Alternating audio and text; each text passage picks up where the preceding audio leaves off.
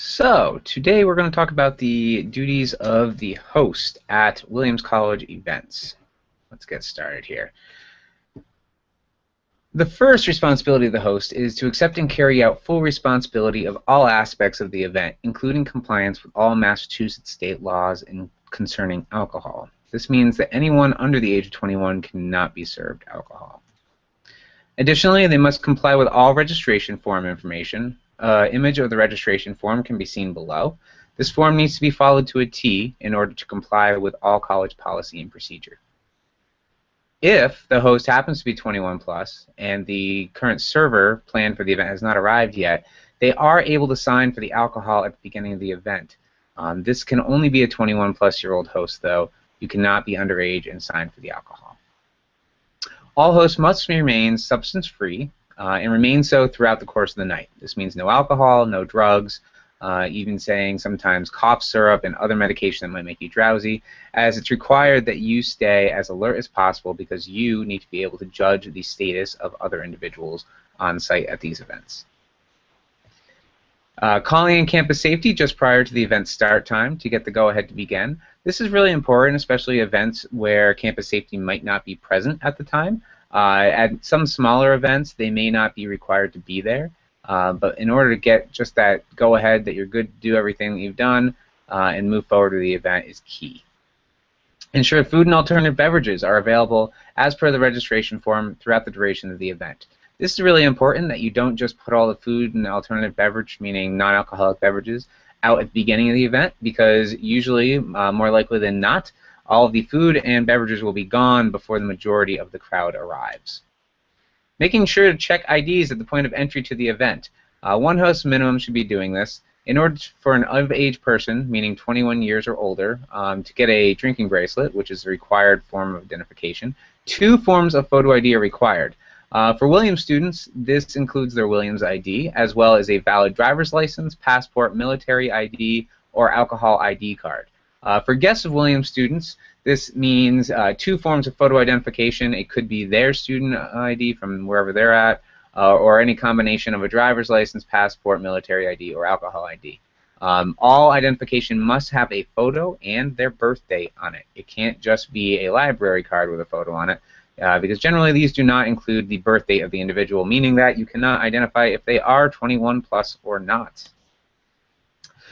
Use the bracelets supplied by Student Life to identify of-age guests. We have a variety of bracelets that we utilize over the course of the year. These include multiple colors, designs, and shapes in order to make sure that only of-age guests are drinking at any of the events that happen on campus. We're able to rotate through them to make sure that they don't get used multiple times over the course of the year, and this gives a great way of identifying people to make sure that they are 21 plus when the server is actually providing alcohol at a bar. The bracelet must be placed on the wrist of the guest. You cannot simply hand it to them. This is really important because if someone takes a bracelet and gives it to someone who is not of age, this creates a huge liability for both you and the individual serving the alcohol. We don't want anyone to fall into this liability situation, so we need to ensure that you're actually putting the bracelet on the wrist of the person who plans to consume alcohol. Prevent intoxicated persons from entering the event. This is really important. If you enforce the rules at the door, you do not need to deal with the rule breaking on the inside once they are beyond those boundaries. If you prevent an intoxicated person from entering, then you're not dealing with them getting sick or causing damage or hurting themselves or others within the structure of your actual event. If you do let them in, you are then responsible for all of those actions going forward, especially if they somehow procure more alcohol once within the confines of the event. Ensure that attendance does not exceed fire capacity and occupancy limits. Next to the door on almost every room on campus, there is a small yellow piece of paper that identifies the capacity limit of the space. This is a legal limit set. It's based on fire code capacity, which includes information on egress and the number of bathrooms, etc. And it calculates out to the number that is present on those sheets of paper. You must comply with this as it is a legal occupancy limit. Going over that legal occupancy limit, again, creates a situation of liability where not everyone might be able to get out if there was an emergency, and we don't want anything of that type happening. Monitor and control alcohol service and use. You are not going to be the one pouring the drinks. However, it's important for you to keep eyes on those who are. Making sure that you don't see people double fisting, playing drinking games, etc. As you're going around your rounds at the event, and making sure that they're not sharing drinks with one another. These are important strategic things to take care of to ensure that no one is drinking underage and no one is drinking irresponsibly. This might also include picking up drinks that you see left around, which is sometimes forgotten. If you see a partially drank beverage that's left on a shelf or a countertop, remove it from the space because it's not necessarily a safe drink anymore, and we want to make sure that everyone is enjoying these events fully. Prevent minors from drinking alcohol.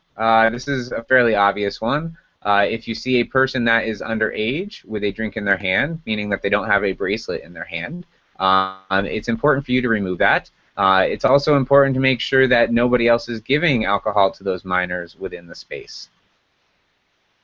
Prevent alcohol from being passed to minors. This goes hand in hand with what I just identified. Making sure that drinks aren't being picked up at the bar by an of-age person and handed to someone who is not of age within the crowd. Preventing intoxicated persons from drinking more alcohol is really important. While you might have let them through the door, you do not want to increase the intoxication factor of the individuals in the space. If you are the last person to serve a beverage,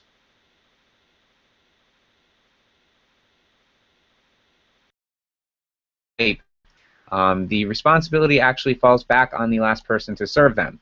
It doesn't necessarily matter that they had 5 or 7 drinks prior to arrival. So this is really an important thing to keep in mind, is you do not want additional intoxication to occur within the confines of any event that you are hosting. Ensure that guests don't leave with an open container. Open container laws do exist in Williamstown, whereby you cannot have an open container in public. So this is actually a legal issue for the person that gets found with said container. It's really important to ensure that these bottles, cups, cans, etc. are not leaving the space. At almost every event on campus, service is going to be in translucent cups. These cups can also not leave the space. Ensure that servers are always present. If a server needs to use the restroom, for instance, there must be someone who monitors the alcohol service and does not provide any alcohol until the server returns.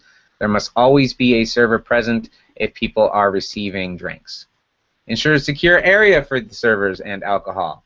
A good image of a design of how to set up a bar is located below. However, something just to keep in mind is it's always good to have a bar in front of the server and some side protection using tables, chairs, etc. to prevent quick access to alcohol by attendees at events. Ensure that any guest whose behavior is disruptive or creates an unsafe environment, or anyone who fails to comply with you and your role as a host or server, will be required to leave the event, enlisting the aid of campus safety if necessary. This is a pretty straightforward statement. However, it's important to really enforce the rules and make sure that anybody that is causing an unsafe environment is removed. These incidences cannot just be ignored. We do actually have to address them to make sure that everyone gets through an event safe, happy, and makes it on to the next one the next weekend. Remove any guest from the event who fails to comply with Massachusetts law. My favorite here is to think about the crazy drunk naked person who might be running through your event. Public nudity is illegal in Massachusetts. It's important to think through what actions are being taken at events. Whether this is a dangerous activity or just a straightforward illegal activity, you need to make sure that guests are complying with Massachusetts law. If they are not, they cannot be present at your event and should be removed, in which case you can enlist the aid of campus safety to remove said individuals. You cannot touch the individuals. This is a very important thing to keep in mind. You do not have the right to physically remove someone from the space. Campus safety, however, does have the right to protect the student body and the property of Williams College, and in that case they are able to utilize physical restraint to remove someone from a space. Carry out additional tasks and responsibilities as assigned by the event coordinator. This is a team of people. It's not just you as the host or the other person as a server or the event coordinator on their own thing.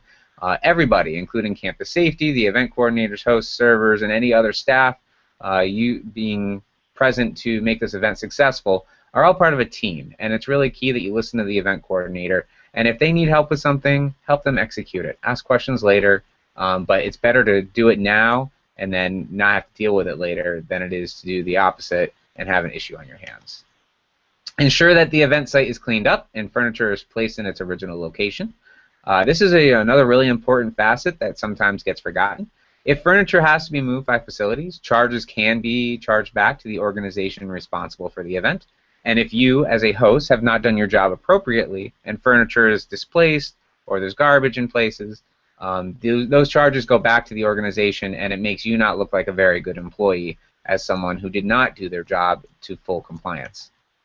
And finally, at the end, call in campus safety at the end of the event to help secure alcohol in containers. Obviously, if there is not alcohol at the event, this is not a end-all be-all. However, if you are serving alcohol at your event, it's important to have campus safety come and help lock up everything. As alcohol cannot leave in the hands of students or attendees, it needs to be locked down and then picked up at a later time and date when the situation is more secure and less rowdy.